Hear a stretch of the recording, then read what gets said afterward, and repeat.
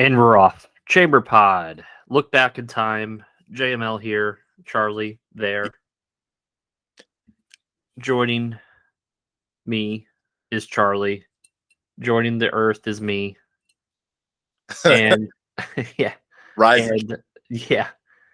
And the pay-per-view we are going back in time and reviewing is Wrestlemania 12. Wrestlemania 12 is a very special pay-per-view. It's a very special event. I was at this event. You lucky. So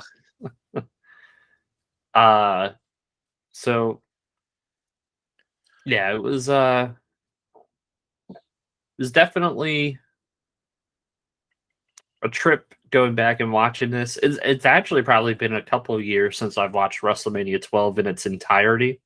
I've definitely watched the Iron Man match a few times in between, but to watch this in its entirety was definitely eye-opening in many ways. We'll discuss. Just want to start off. We had tremendous support of our weekly verdict episode. Oh, yeah.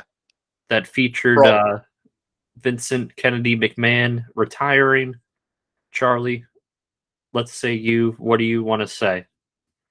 Thank you for all those views. Let's keep the subs going and like, comment, share, subscribe, all that good stuff. Subscribing's free.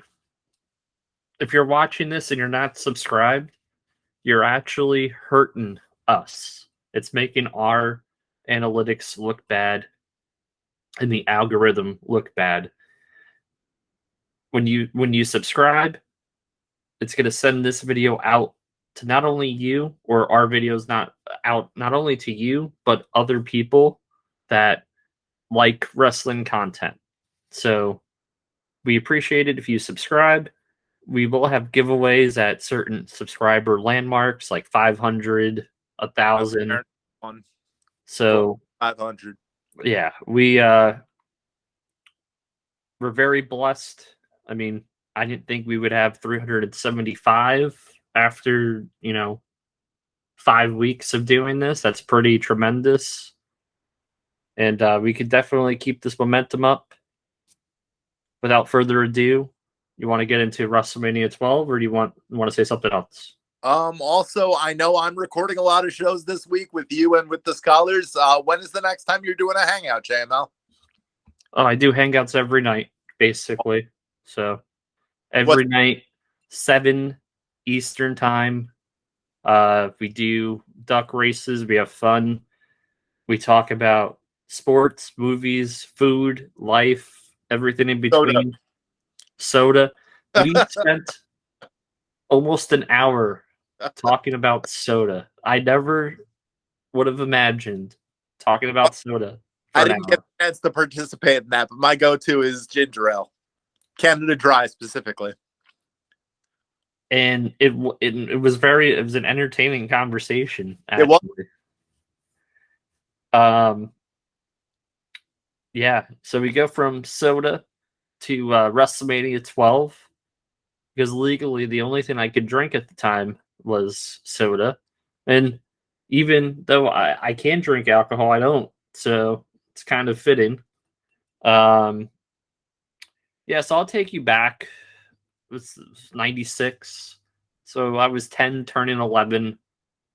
I remember, I don't know about you, Charlie, but when you would see things advertised on TV and they were near you, like, hey, mom and dad, can we go? Or, can we go?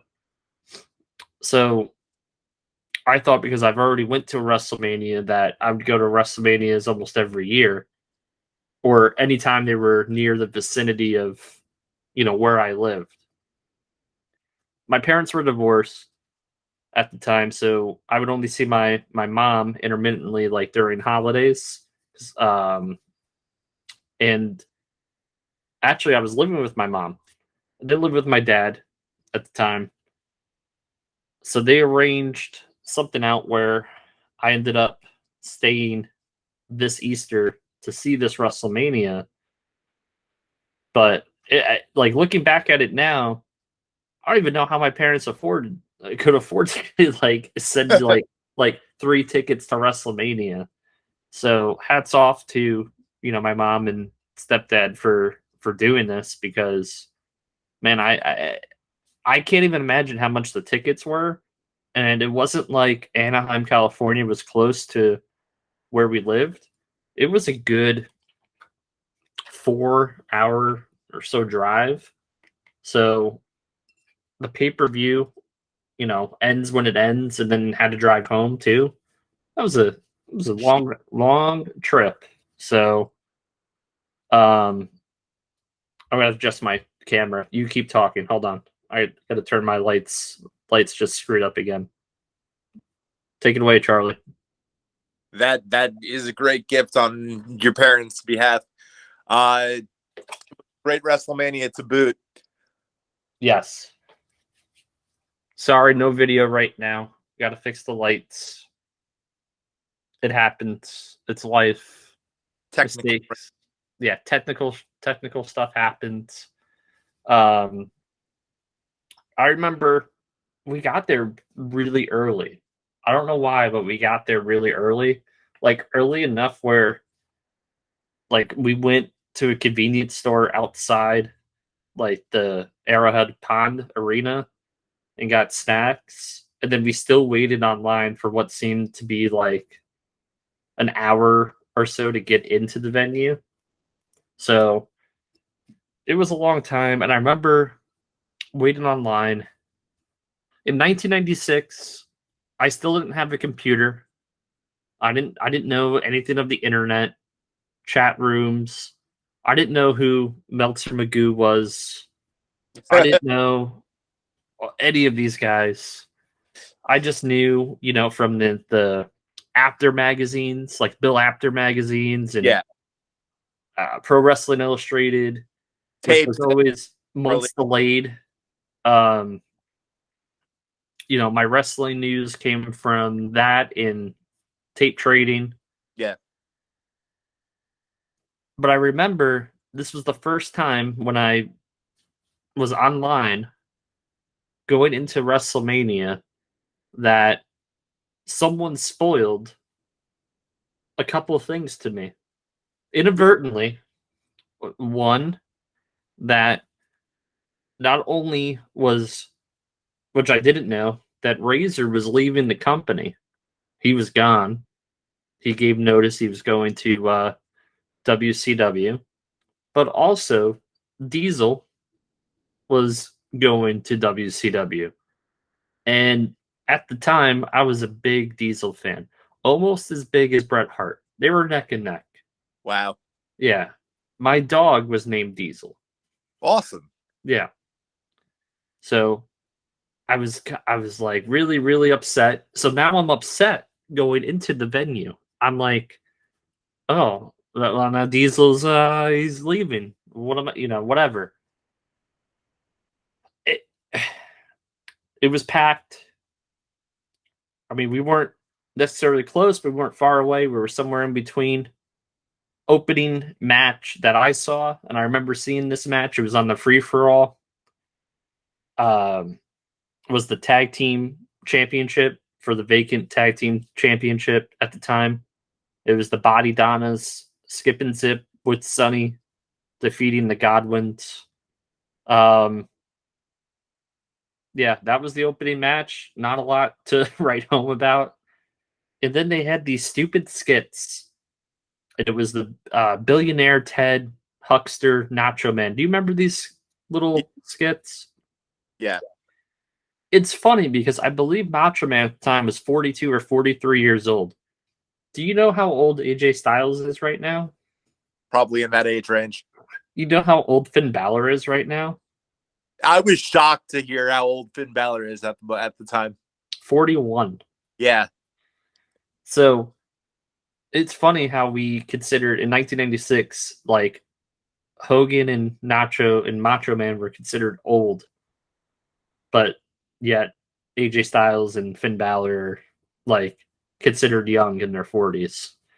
So they did like a little match, like a vignette thing between Huckster and Nacho Man. That was on the free for all. The first match that you saw, after the free for all was the 6-man tag. Now, originally, this match was supposed to be a one-on-one match with Vader and Yokozuna. It didn't work out this way. Obviously, Yoko was a liability in the ring, and Vader was still hobbled with injuries, so they did not want a singles match, which was a smart move. So they did a 6-man tag. Can you get any worse than 1996 Jake Roberts, 1996 Yokozuna, and Ahmed Johnson as a tag team? I don't think so. It was kind of difficult to watch this one. And what I didn't get is Yoko as a babyface still had Fuji with him, who I never remember Fuji being a face at any time besides this time.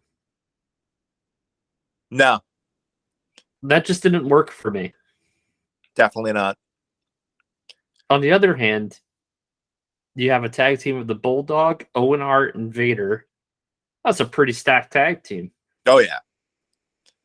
3 Hall of Famers. I mean, obviously, Owen should be in the Hall of Fame. We have this thing with Martha, and yeah, I still consider him a Hall of Famer. He'd be in the Hall of Fame if Martha and the family did, let him in.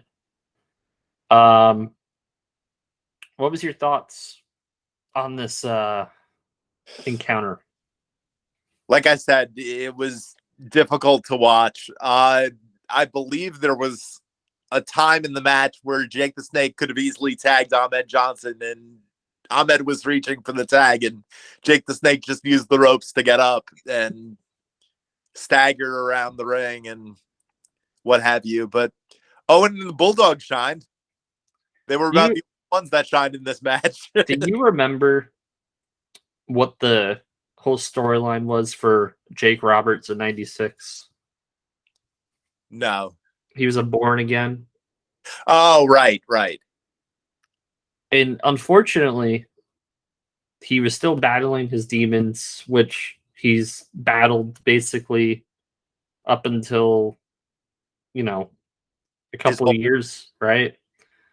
And you could clearly see this wasn't the Jake Roberts from, the mid 80s to the early, 90s. This was a guy who he didn't belong in the ring. Like, he did not belong in the ring. Talk about your liabilities. Huge liability.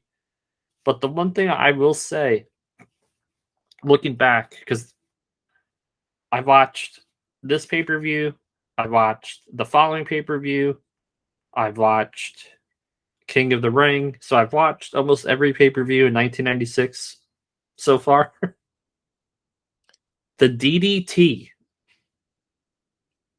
is one of the most over. Jake Roberts' DDT, that finishing move, that might be the most over finishing move in the history of pro wrestling.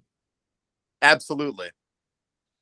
The crowd, every time he goes for that DDT, they erupt. There's only one finishing move that compares to it. What am I going to say? You know where I'm going. Think in your heart, you know this to be true. Stunner? No. Forget the stunner. Stunner's on that level. I didn't even think about the stunner. But I'm thinking next level. The 3 most dangerous letters in WWE. Okay, it's right on that level. RKO. RKO.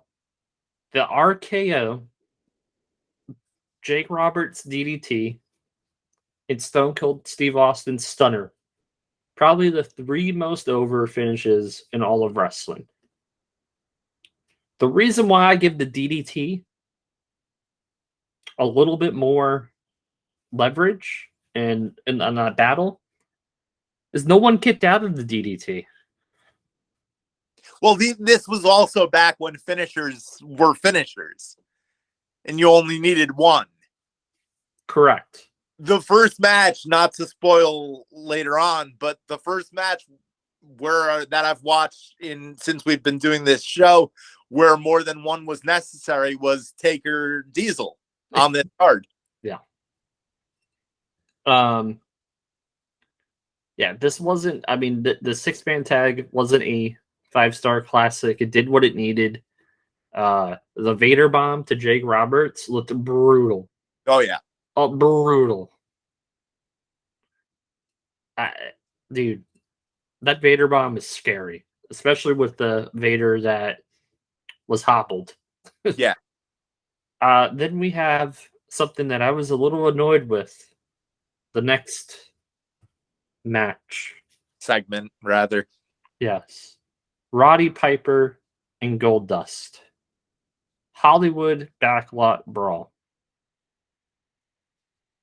This took place at a WrestleMania backstage. Now, there's been other matches, cinematic matches recently that have taken place at WrestleManias where I can say, you know what? Those were good. And they kind of made sense in the COVID era where there's really no fans. But you sold out an arena. You have Roddy Piper, arguably one of the biggest names on this card, and your hottest heel in the company, Goldust, essentially not wrestle, but have a brawl, not in front of the fans until a couple minutes after match 7 here on Taker and Diesel. Mm-hmm.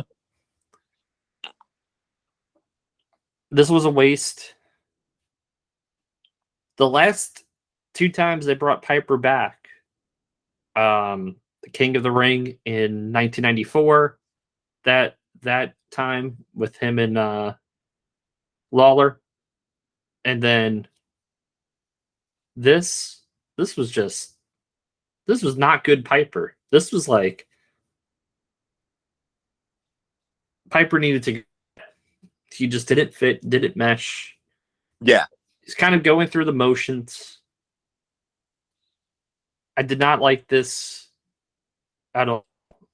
Even watching this back, they tried to use the comedy with the whole Bronco thing with Goldust. It wasn't good.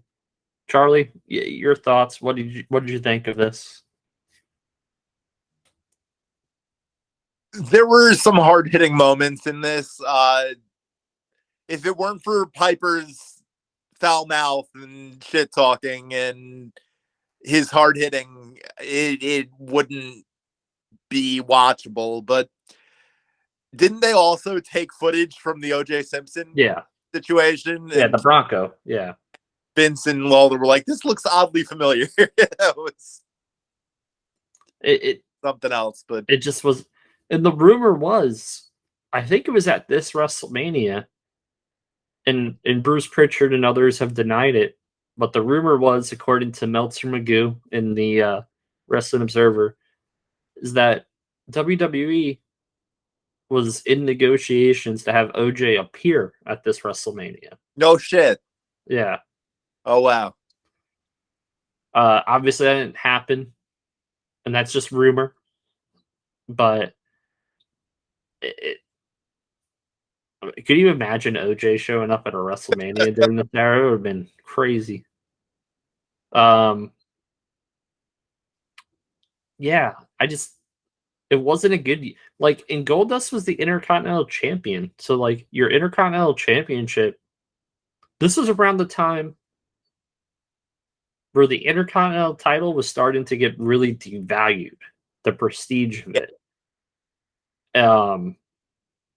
And unfortunately, it just gets worse and worse because this is the first time that I remember the Intercontinental title not being defended on the show, on a WrestleMania.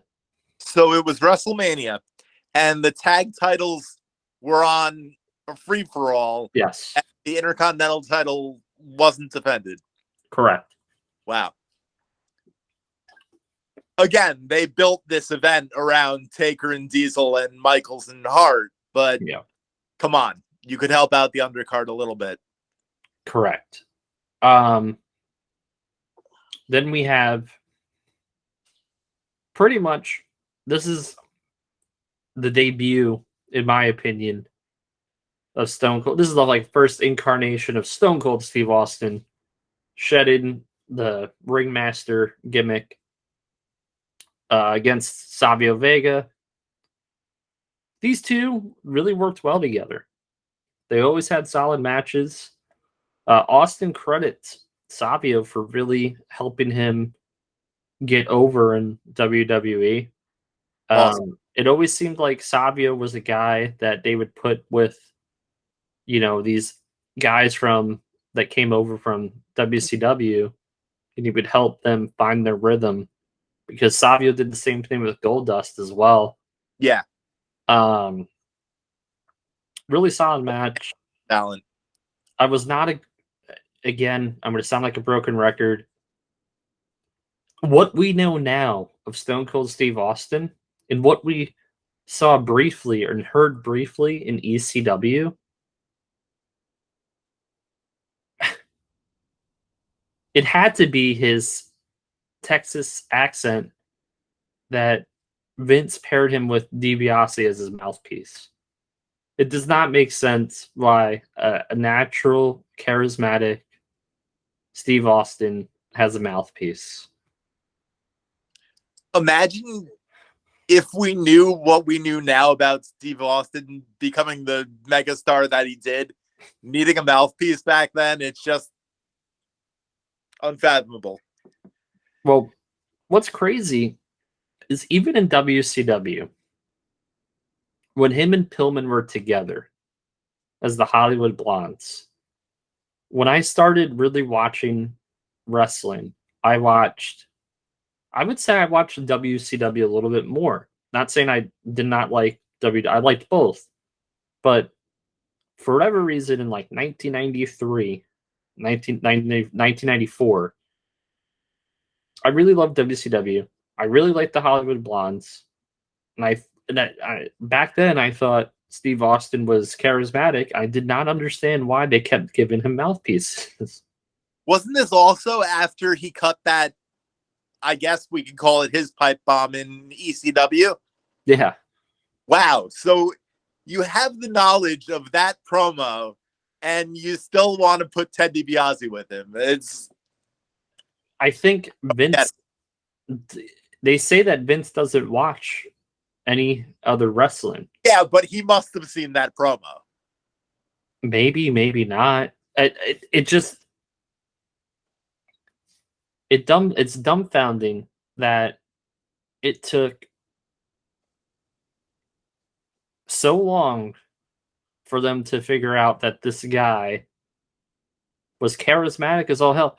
And what's really odd is as soon as he got really charismatic, he got hurt, so his in-ring style shifted.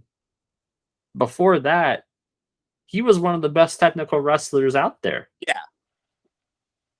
I think people forget that, how good he was technically in the ring before he became, the Thez press, punches, stunner. Yeah. I like this match. Didn't like DiBiase with him. Savio, he's an unsung hero of this era. He was saddled with bad gimmick after bad gimmick as well. As we'll talk about when we get into late 96 and 97. Yeah. So now we're going to talk about the next match. Before we get into that, really, I'm going to just some backstory. This match features Ultimate Warrior and Triple H. At the time, obviously, Hunter Hearst Helmsley. This match... Now, you want to talk about the Ultimate Warrior returning was probably the most pushed thing on this card. more so than probably on par with the Iron Man match. Hmm. His return was heavily promoted for it seemed like months. He's going to return at WrestleMania, blah, blah, blah, blah. Cool. I'm pumped. 10-year-old me, I'm pumped. I'm like, oh, cool, Warrior. And I was more of a Warrior fan than Hogan, right? Yeah. So now we got Triple H with a debuting Sable. The first appearance of Sable. Very, very key first appearance here, right? Because we know later on the star that she is, for better or worse, Yeah. that she becomes. This was such a squash match and a letdown. And it was a letdown in 1996. It's a letdown in 2022. My God. That's all I have to say is, my God. Was this after the curtain call? No, people think it is. Okay. So people think this was after the curtain call. No, this was just politics, man. This is Warrior probably going to Vince. They probably had a 6-minute, 7-minute match laid out. Warrior was like, nope, nope. I'm just gonna do the shoulder blocks and whatever my 3 moves of doom, and this is it. It's over. The fact that he gets pedigreed and no sells the pedigree is just insane. And it's crazy to think, just like Austin, to see where Triple H was in 1996 to where he is now in 2022 is incredible. It's incredible. And it's arguable that the Warrior is like the third fiddle in this match in retrospect, because you have the debut of Sable, Triple H, and the Warrior's just the sideshow at this point, looking back. What's your thoughts, man? This match only lasted a minute 40. Minute 40. Mm-hmm. I can see why a lot of people thought it was after the curtain call, because Triple H got absolutely nothing on Warrior in this match. The no sell to the pedigree. Wow. That was just something else. This was, yeah, I now, could you tell me why they automatically knew Sable's name, but when Marlena came out with Goldust, they just kept referring to her as that woman in the director's chair? So apparently, little inside wrestling, when Mark Marrow was in contract negotiations with WWF, he brought his wife with him, because, whatever, they took the trip to Connecticut, and Vince saw her and goes, does she want, like, we need to sign her too. So, like, Vince, Bruce Pritchard, I forget who else, I think Cornette, they were all like, we have to get her signed. And they signed both of them together. Okay. Because after this match, you have the backstage segment. Yeah. With Marrow being interviewed, Hunter, the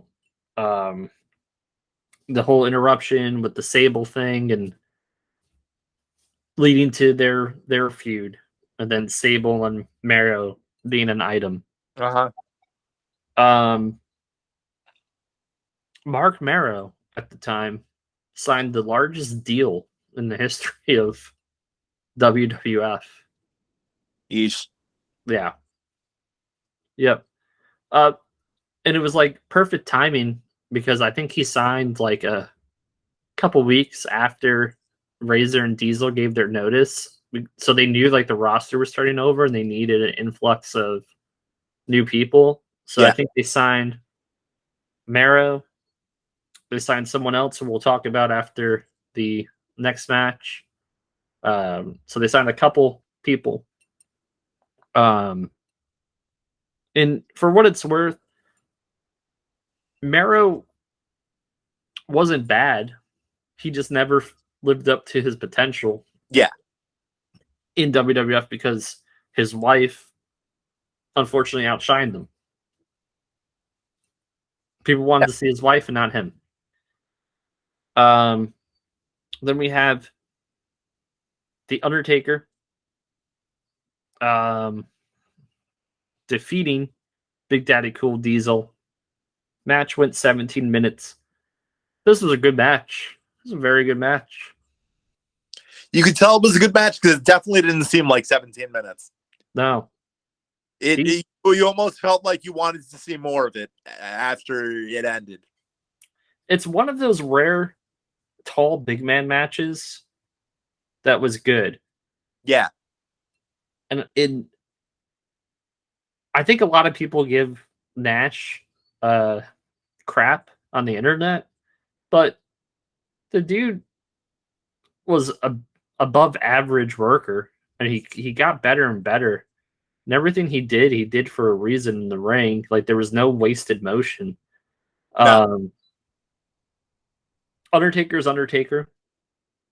And what's weird about Undertaker is I feel like Undertaker got better as the years progressed. Where I don't even think the Undertaker's prime was until like 2005, 2006, 2007, 2008. Like that era Undertaker is probably to me the prime Undertaker in terms of what he did in the ring.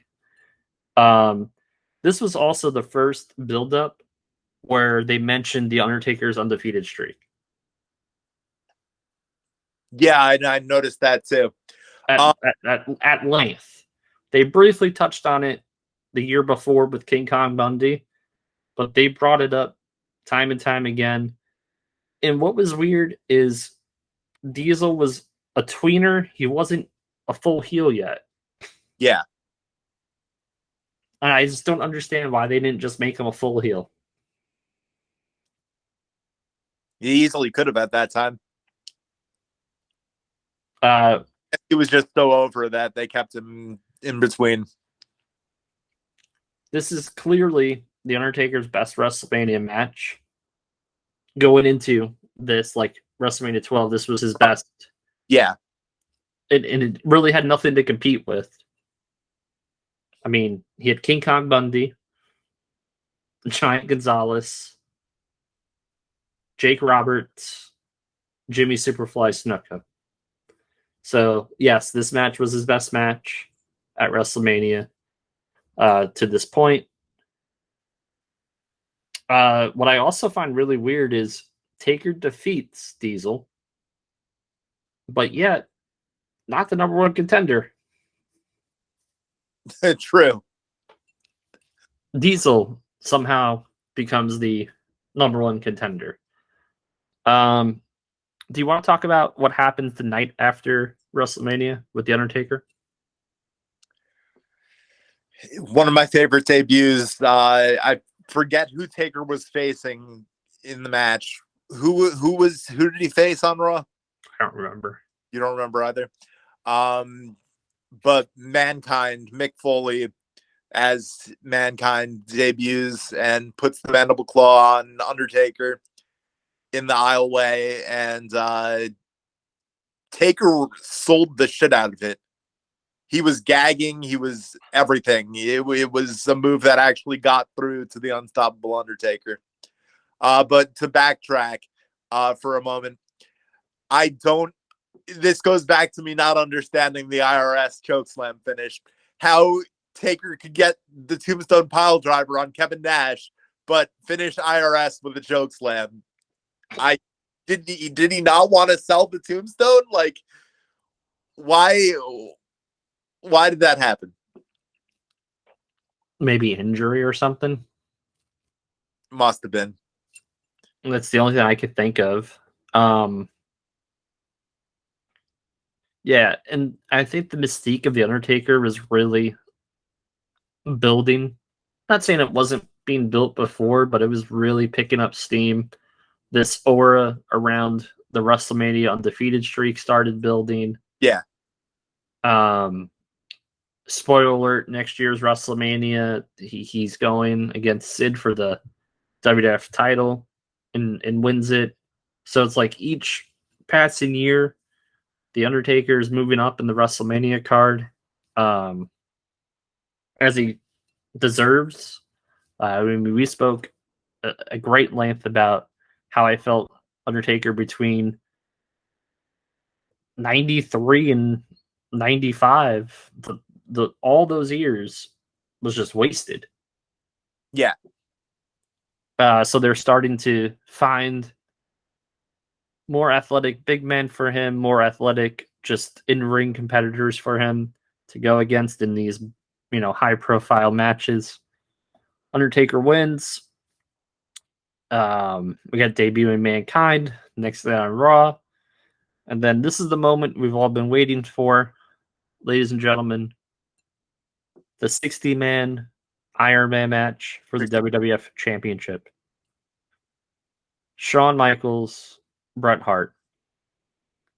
Shawn Michaels' entrance at this WrestleMania, nuts and breathtaking all at the same time. I saw it live. I couldn't believe it. It was awesome. Bret Hart was really jacked at this WrestleMania. He was tan and ripped. Yeah. Ripped. This, in my opinion, could be biased. I could be biased. This is the best Iron Man match I've ever seen. It's the only two that could really go the distance and tell that story in an Iron Man match. There's been Iron Man matches since, and some of them have been great. Some of them have been so-so, but these two were meant for this match. Now, this match was the brainchild of Pat Patterson. He told Vince, he said, you should do an Iron Man match. Vince goes, what's an Iron Man match? He explained to him what an Iron Man match was. And he said, the only two guys that should be doing this match are Bret and Shawn. And they pulled the trigger on it. It was one of the rare WrestleMania main events that it was face versus face. This was the first time in 6 years that happened. The last being Hogan and Warrior. Mm-hmm. This was the debut of Jose Lothario. I had no idea who this man was. I was like, who is this dude with Michaels? Because I forget during the vignettes, like that old man. I didn't put two and two together. Yeah. What I also liked, it wasn't a spot fest. Like they. No. I forgot that timekeeper super kick happened so early in the match. Yeah. I thought that was during the last 15 minutes. It was during the first. What I liked was you see Iron Man matches now, or even previously, or after this, where there's like multiple falls. Yeah. This thing had no falls during 60 minutes. They sold body parts. They sold everything to a T. It was really a work of art.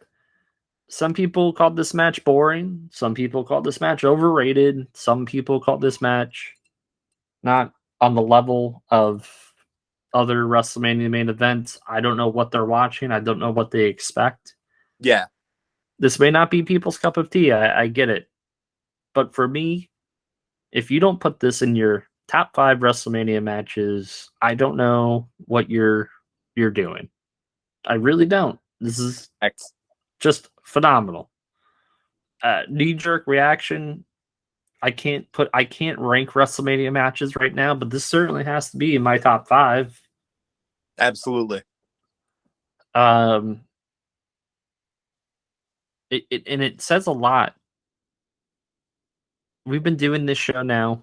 We've done 93. We've done 94. Skip 95. We did a little bit of 95. We're on to 96. If you don't think Bret Hart was the MVP between 1993 and 1997, I don't know what you were watching either.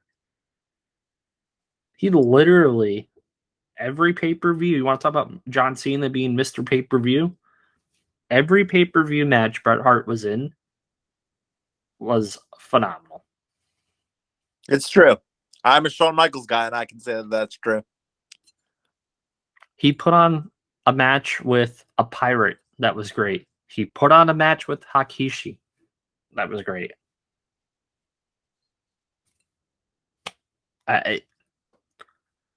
Michaels wouldn't have, and I love Shawn. He wouldn't have worked with those talents. He wouldn't. No, he would go into his overselling. Yes. I knew going into this match, even though I was a Bret fan, I knew Shawn was going to win. It was just built for Shawn to win. The boyhood dream. Yeah. The one thing I don't like, and this is why this is not my favorite WrestleMania match, like why I can't instantly say this is the best WrestleMania match of all time, so I did not like the overtime rule. What would you have done? Have Bret retain? No, I would have had the fall happen in the last couple minutes of the match. Oh, okay. I think they looked at that 30-second sharpshooter as a point that needed to be made in the match for a climactic finish. Yeah. That was the only thing I didn't like about this match. It was a classic. If you don't know, I met Bret Hart recently. I told him to his face that I was at this show, and without hesitation, from the man himself, he said that was my best match. Like instant, that was my best match. It's hard to argue. On some credit. It's hard to argue. WrestleMania 13, his match is also really, really phenomenal as well. This WrestleMania, I wouldn't say it's the best WrestleMania. I wouldn't say it's the worst. I would say it's somewhere in between. If this didn't have the Iron Man match, this would be one of the worst WrestleManias ever. That's how much this Iron Man match meant and shouldered this card. Agreed. The worst match was obviously Warrior and Triple H.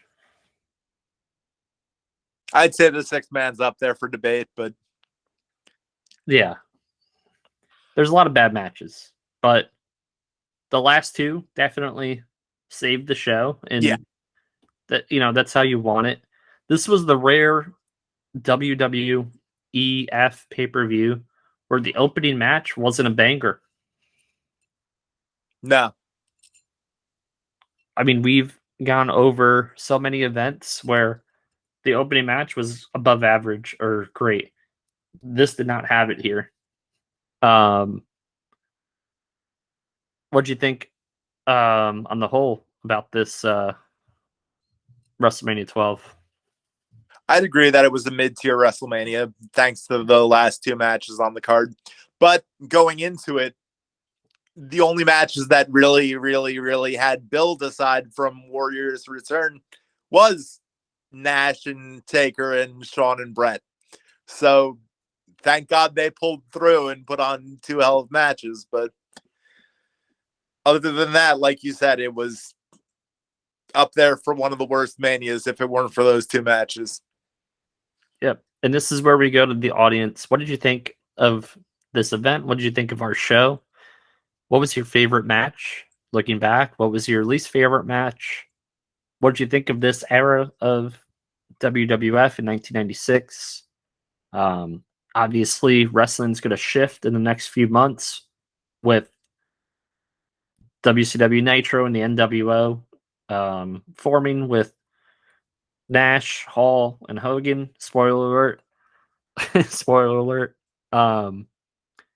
If you guys want to see us do any WCW, gotta let us know.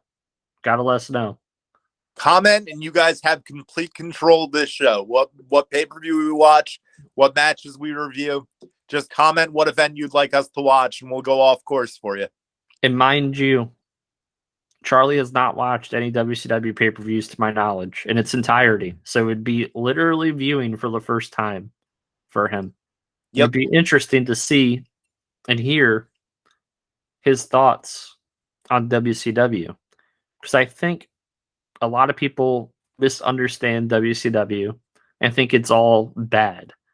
And it wasn't. The end of WCW was bad. Towards that tail end, like that 2001, 2099. But WCW from 93 through early, through 98, I'd put it against WWF. I'd put it right against them. So if you guys want to see any WCW content, please let us know. We can even do something where, because we record 2 of these shows a week, we do one WWF, we do one WCW. Let us know what you want us to do, and we'll adjust and pivot. We appreciate the support. Charlie, you have any parting words? Just like, subscribe, comment, share. Thank you for helping us reach 370 plus subscribers. Yeah. We got a lot more in store for you. Yeah, you guys are great. As per usual, my sign off is good night and good luck.